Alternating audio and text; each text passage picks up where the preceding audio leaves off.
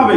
Number 1, শাসক গোষ্ঠী তার শাসন ক্ষমতার মাধ্যম দ্বারা মানুষকে গুনার কাজ থেকে ফিরাবে, মাদক থেকে ফিরাবে, জিনাত থেকে ফিরাবে, অসৎ পথ থেকে ফিরাবে, সুদ থেকে ফিরাবে, জুয়া থেকে ফিরাবে।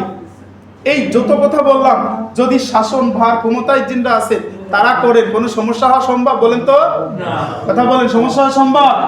আমি আর আপনি যদি যাই বলি যে ভাই আপনি এই কাজটা করেন না, কেউ শুনবে না? শুনবে? আমাদের এই গ্রামের যিনি মুরব্বী আছে ধারে বারে ক্ষমতায়, অথবা আমরা যাকে সম্মানীয়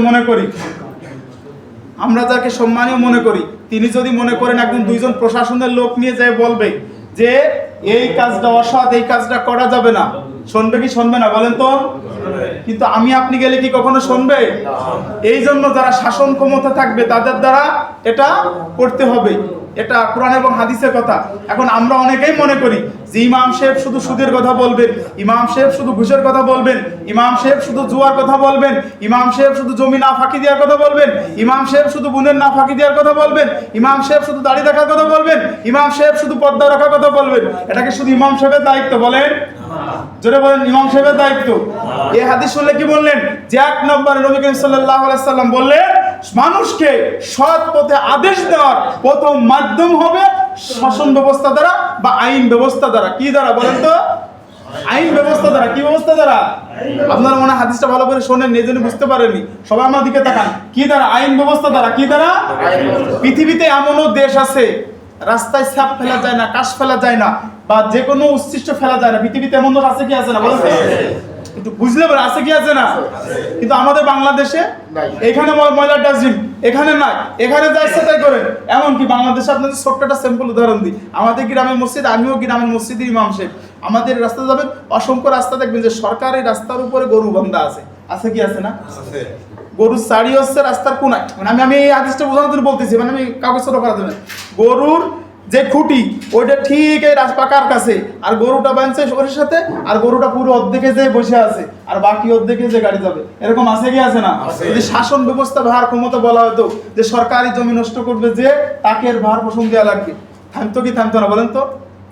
ঠিক তেমনি ভাবে যদি কোনো ব্যক্তি গুনাহ করে তাকে শাস্তি দেবে, এর শাস্তি দেওয়ার দায়িত্ব রাষ্ট্রের।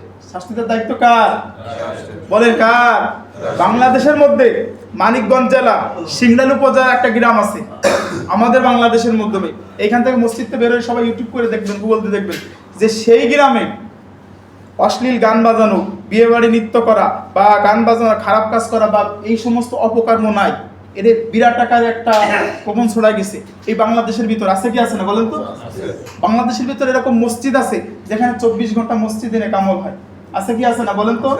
সমাজের যিনরা মুরব্বী আছেন, সমাজের যিনরা গার্জিয়ান আছেন, তারা যদি শাসন করে, শাসন সম্ভব কি সম্ভব না? একবারই গান বাজতেছে, আমি যে টুক করে বললে কবেন হুজুর আপনি এদিকে আসেন, আমারও ধরে বসাবেন, আমারও কিলানো শুরু করবেন।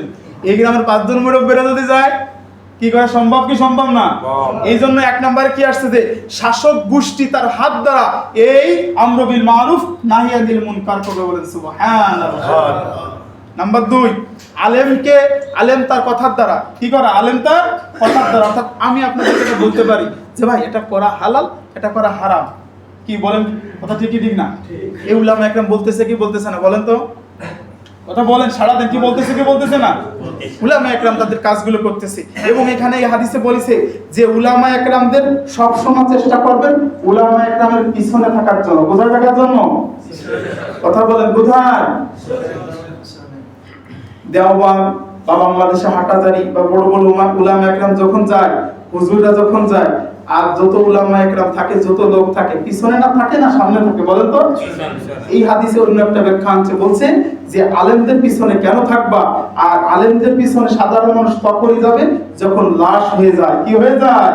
লাশ হয়ে যায়। এই জন্য আলেমদেরকে তাজিম করার কথা এবং আলেমদের কথা শোনার কথা এবং আলেমদের কথা শুনে আমল করার কথা বলা হয়েছে। বলেন সুবহানাল্লাহ। নাম্বার 3 নম্বর সাধারণ, সবার জন্য। এই 3 নম্বরে আবার দুটো বেশি আছে। সেটা হচ্ছে সাধারণ মানুষ আলেমদের কথা শুনবে। কি শুনবে? আলেমদের। শুধু এখানে না, সারা বাংলাদেশে, সারা পৃথিবীতে আলেমদের কথা শোনার পরে মানুষ কয়েক ভাগে ভাগ হয়ে যায়।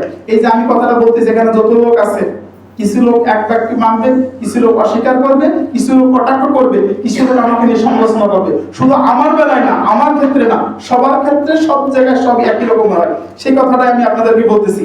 এবং সাধারণ মানুষ কি করবে? আরো দুইটা কথা, শাসক গোষ্ঠীর সিদ্ধান্ত মেনে নেবে। শাসক গোষ্ঠীর সিদ্ধান্ত মেনে নেবে, কথা বলেন, শাসক গোষ্ঠীর সিদ্ধান্ত মেনে নেবে। হাদিসের 1 নম্বর কথা, আবার এটা 3 নম্বরের 1 নম্বর, যে শাসক গোষ্ঠীর সিদ্ধান্ত মেনে নেবে এবং প্রশাসনকে সহযোগিতা করবে। প্রশাসনকে কি করবে? সহযোগিতা করবে এবং আলেমদের পিছনে থাকবে। আল্লাহ রাব্বুল আলামিন আমাদেরকে আমল করার তৌফিক দান করুন, বলেন আমিন। তাহলে এই জিনিসটা কি বুঝলাম?